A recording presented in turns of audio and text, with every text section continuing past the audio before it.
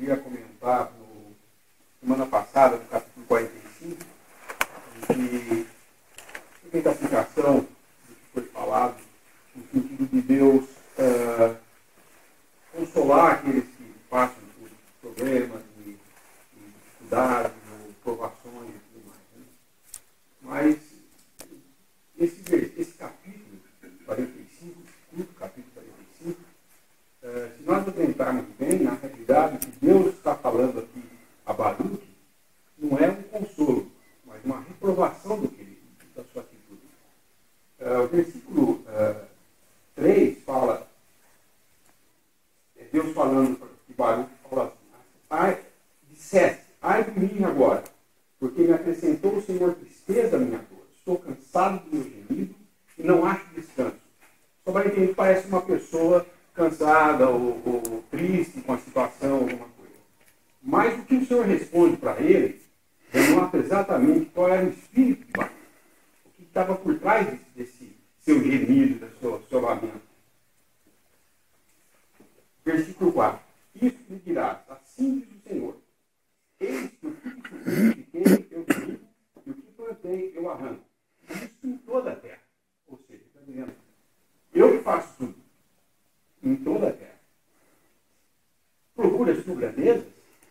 Na realidade, Baruque estava se lamentando porque tudo que ele escrevia e falava não era aceito. E ele estava querendo grandeza, ele queria ser reconhecido. E Deus estava humilhando ele para isso, falando, eu faço todas as coisas, eu edifico, eu derrubo, eu planto e eu servo, eu tiro. Eu destruo. Mas para você, ele fala no versículo 5, não busque as grandezas, porque eis que trarei mal sobre toda a carne, diz o Senhor. Assim, porém, darei a tua alma por despojo em todos os lugares para onde fores. Então, uma aplicação, nós sabemos que a palavra de Deus, às vezes, pode ser usada em diversas aplicações. Mas a principal aplicação desse capítulo aqui é que aquele que faz alguma coisa para o Senhor e fica preocupado, ou fica procurando ver se ele está sendo, está recebendo elogios, está sendo exaltado com o que ele está fazendo, e vai depois reclamar para Deus, Deus está falando, olha, eu vou destruir tudo. Como despojo, eu dou a vida. O que mais você quer? Grandeza? Não busca grandeza. Não é para isso que ele nos chamou, para que, anunciando a sua palavra, sejamos grandes nesse mundo. Ao contrário, o que ele falou era exatamente ao contrário para nós. Se nós queremos, ao levar a palavra de Deus, ser bem recebidos e aceitos, isso não vai acontecer. Porque não aceitaram o Senhor. Crucificaram o nosso Senhor. E nós entramos nesse ministério levando o vitupério dele.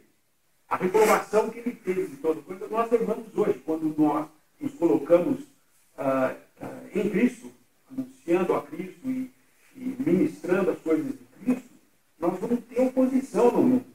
E não é para se lamentar, porque como esposo de tudo isso, nós vamos ter a vida eterna. Então, por que eu tenho que me lamentar se alguém... as pessoas não ouvem aquilo que eu falo e tal. E é interessante isso porque eu já vi acontecer um irmão que veio nos visitar e nos ajudou muito no início. Ele acabou indo embora da reunião porque ele achou que ninguém dava ouvido no que ele falava. Os irmãos não me ouvem, os irmãos não me ouvem. E acabou saindo do terreno de separação e hoje ele se encontra em denominações fazendo as coisas que ele acha que agora todo mundo ouve. Ele elogia, bate nas costas, fala que está bonito. Mas não é isso o nosso propósito. Então, eu creio que essa aplicação é importante entender isso ali.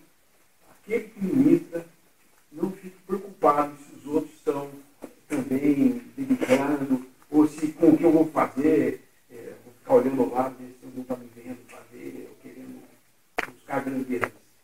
Não busque, não procura a sua grandeza, não é isso o nosso propósito.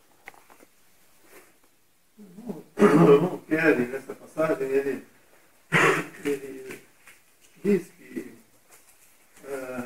Baruque tinha algo a aprender, uma coisa que ele não tinha aprendido ainda. Ele fala de humilhação, é uma coisa que convém a todos, normalmente. Estarmos humilhados e saber a nossa posição, mas num tempo de ruína, um tempo inclusive de julgamento, de juízo, é a única forma de se salvar. A única forma de salvar a vida é através da humilhação. E é o que tinha acontecido, inclusive, nesse contexto todo de Jeremias, né, com a invasão de Nabucodonosor e tanto tempo falando, avisando. Se o povo tivesse se humilhado, eles teriam se livrado, eles teriam sido salvos, libertados, livrados. Seriam levados para a Babilônia, mas eles teriam uma vida guardada pelo Senhor. Mas não houve essa humilhação na parte deles. E também a humildade, né, é uma coisa que convém a todos os santos.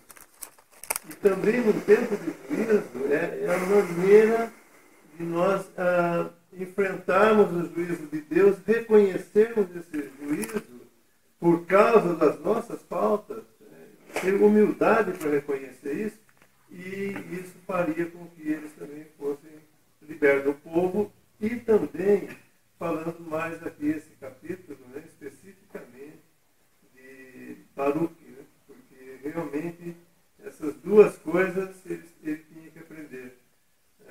Nós vemos que Jeremias teve um coração diferente, ele sofria com o povo, não se recusou de sofrer com o povo, não esperava nada de recompensa, não queria coisas grandes para ele, ele queria realmente andar com os mesmos pensamentos e sentimentos que o próprio Senhor tinha acerca do seu povo. Então ele também foi salvo, né, mas por sua humildade, pela humilhação que ele teve que passar. Então nesse tempo de julgamento, né, é a única forma de livramento que nós temos. Mas normalmente, que era uma lição que Baruque deveria aprender, normalmente era se amoldar nas coisas pequenas, ser humilhado e ser humilde também, para então andar em acordo com os pensamentos de Deus. Isso serve muito, muito para qualquer servo de Deus. Né? Até um cristão hoje pensar isso, buscar procuras tu grandezas, não as busques. Isso é muito importante para a vida do cristão aqui. Ainda mais nos nossos dias, né? Cada vez mais nós vemos que nós estamos nos dias de coisas pequenas, né? E isso nos mostra o estado de ruína, de fraqueza que estamos. E dentro desse contexto aqui dos judeus, né, é o estado realmente que eles estavam e que convinha essas coisas para eles. Né? Se humilharem, submetendo-se ao rei de Babilônia e serem humildes, receber isso como vindo do Senhor. Capítulo 46, versículo 1. Palavra do Senhor que veio a Jeremias, o profeta, contra as nações. Então agora ele vai começar a falar dos juízos que ele fará contra as nações. Até agora, então, a gente estava ouvindo as instruções para Israel, como os irmãos têm falado, inclusive, em determinado momento, Deus fala para eles irem à Babilônia. Eles falam, não, nós vamos ficar. Outro momento, eles eram para ficar, depois de eles terem feito algo errado, eles eram para ficar, segundo a palavra de Deus, por intermédio desse profeta, Lembrando que o profeta, ele é um dos, assim chamados, 4 grandes profetas do Antigo Testamento: Isaías, Jeremias, Ezequiel, Daniel. Depois nós temos os 12, assim chamados, profetas menores. Eles sempre vão profetizar para uma nação escolhida de Deus, que é o povo de Israel, a nação terrenal, a nação de Israel. Então nós estamos lendo o Velho Testamento, isso diretamente está ligado a Israel, e essas aplicações que os irmãos, além das interpretações que os irmãos estão fazendo, as aplicações nós estamos fazendo individualmente, eventualmente nós fazemos algumas aplicações também para a igreja, mas diretamente isso não diz respeito. Não é que a igreja passou a ser o Israel. Israel é Israel e igreja é igreja. Então essa profecia, depois de nós vermos que Nabucodonosor vai ser um instrumento de Deus, ele vai ser chamado, ele foi chamado nos capítulos anteriores de servo, meu servo.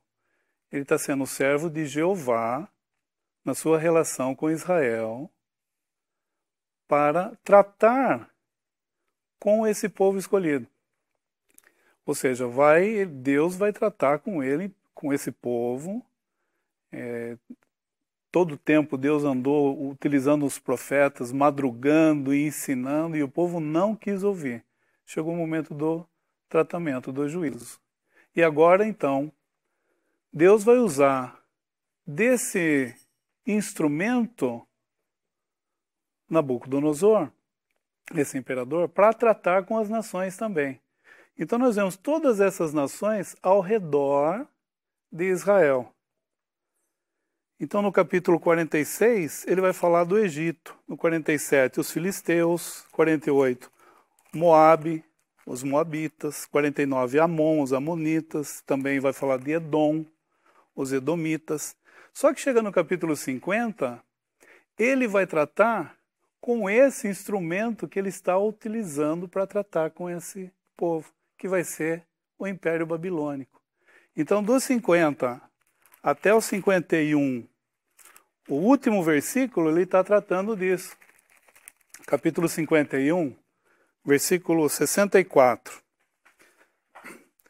E dirás: assim será afundada a Babilônia, e não se levantará, por causa do mal que eu hei de trazer sobre ela. Eles se cansarão. Até aqui as palavras de Jeremias. Então, 51, o último versículo, termina ali as palavras de Jeremias, as profecias de Jeremias. 52, que é o último capítulo de Jeremias, ele funciona como um apêndice. Então, voltando lá para o 46, nós estamos vendo aqui esse versículo 1, ele fala no final do versículo, contra as nações. No versículo 2, daí ele já começa, acerca do Egito. Quem é o Egito? O Egito foi justamente aquele povo que os israelitas, ao invés de confiarem no seu Deus e ouvirem o que o seu Deus tinha para falar para eles, foi aquele povo que os israelitas, vão buscar o apoio. No caso aqui mais Judá e Benjamim. Eles vão buscar o apoio não em Deus, eles vão buscar o apoio no braço, por assim dizer, o braço humano.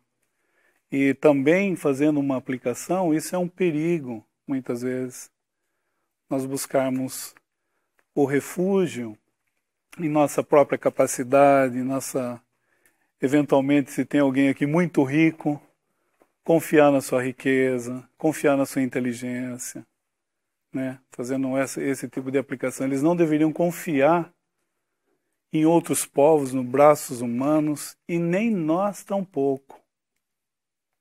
Nós devemos confiar em Deus, a quem nós podemos chamar de Pai, se nós cremos no Senhor Jesus como nosso único e suficiente Salvador. O Egito vai sofrer esse juízo, mas também o Egito será restaurado, mesmo no final,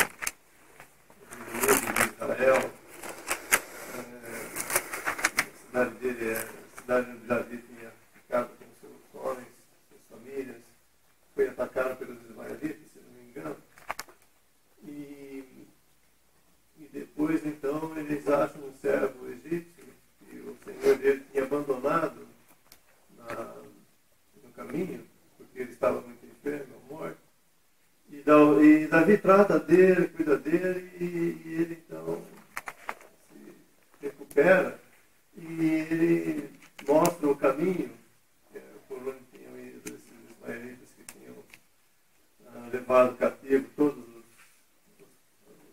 as mulheres, as crianças, enfim, despojado todo o exército de Davi, que estava com Davi.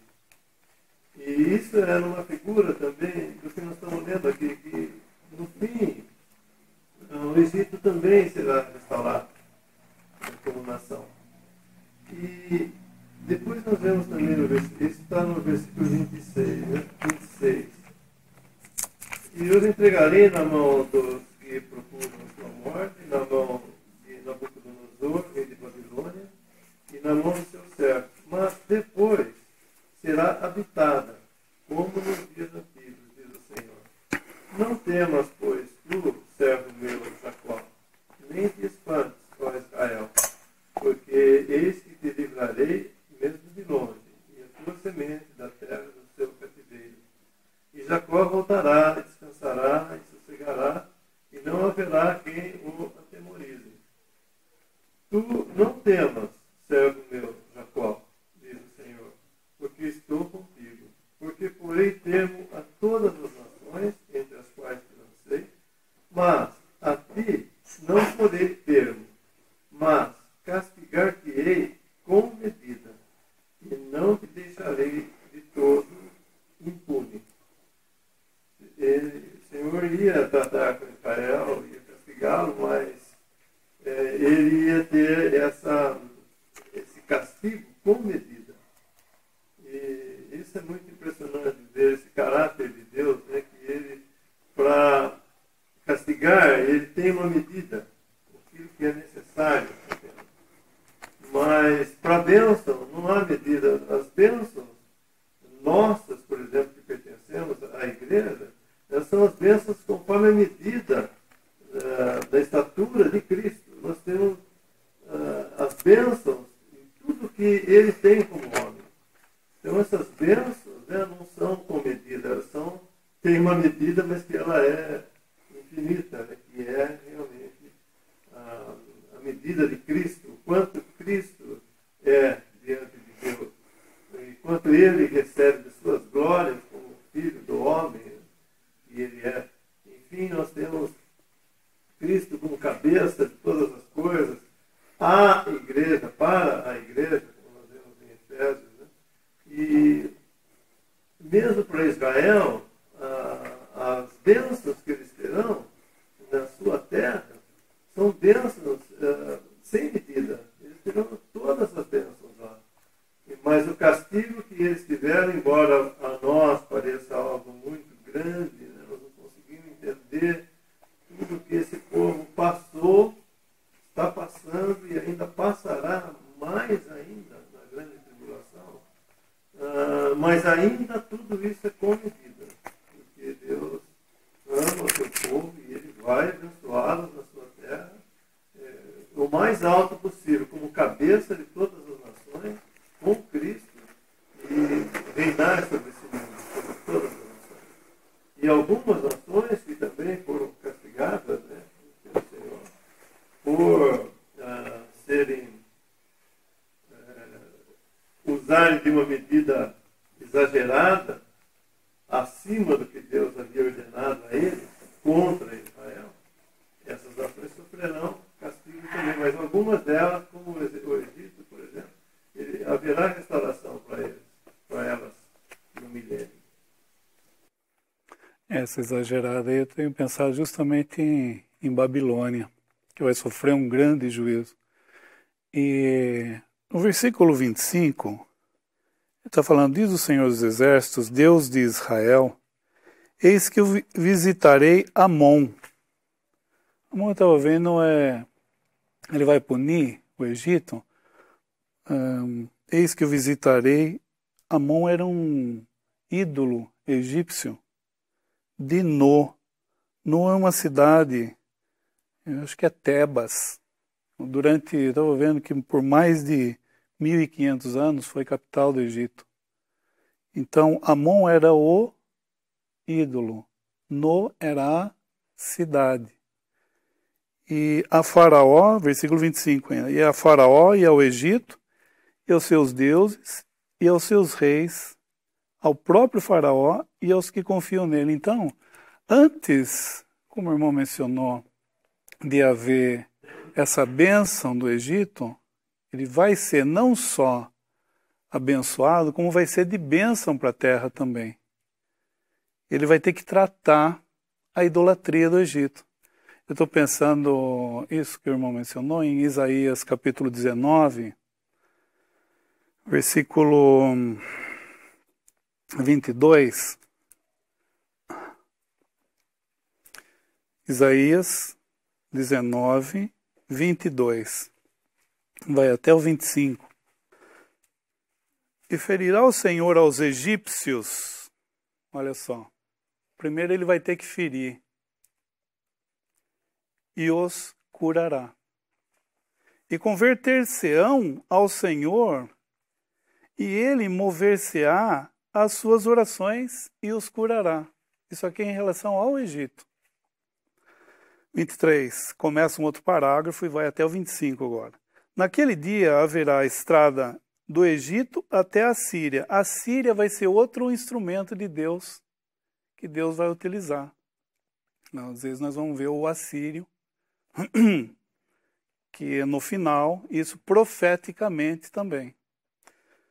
Naquele dia haverá a estrada do Egito até a Síria, e os assírios virão ao Egito, e os egípcios irão à Síria, e os egípcios adorarão com os assírios ao Senhor. Naquele dia Israel será o terceiro, olha só, 3, interessante isso. Não está falando em ordem como se os outros fossem maiores do que Israel. Não é isso que está falando. Ele está falando que são 3. Então, no versículo 24. Naquele dia, Israel será o terceiro com os egípcios e os assírios. Uma bênção no meio da terra. Então, era isso que estava falando. Não só eles vão ser abençoados, como eles vão ser, de alguma maneira, bênção para os habitantes da terra. Versículo 25. Porque o Senhor dos exércitos os abençoará, dizendo: bendito seja o Egito, meu povo, e a Assíria, obra das de minhas mãos, e Israel, minha herança. Lembra, nós estamos falando? Povo escolhido de Deus, terrenal, não vai ser o Egito, nem a Assíria, é Israel. Então, o Egito, ele é chamado de meu povo, num certo sentido, no seu relacionamento. A Síria, obra de minhas mãos, versículo 25. E Israel, minha herança. Isso tudo é porque Deus quis, assim como Deus quis que seu filho tivesse uma noiva, uma esposa, e nós podemos nos alegrar sabendo que todo aquele que crê aqui dessa sala faz parte do corpo de Cristo. Um dia todos ainda os que morreram em Cristo vão ressuscitar primeiro. Nós, os que estivermos vivos, seremos arrebatados, todos com os corpos transformados, gloriosos, em glória na presença desse homem em glória. Por quê? Porque Deus quis. Então nós estamos sentados aqui hoje, irmãos e irmãs, porque Deus quis. Por graça somente.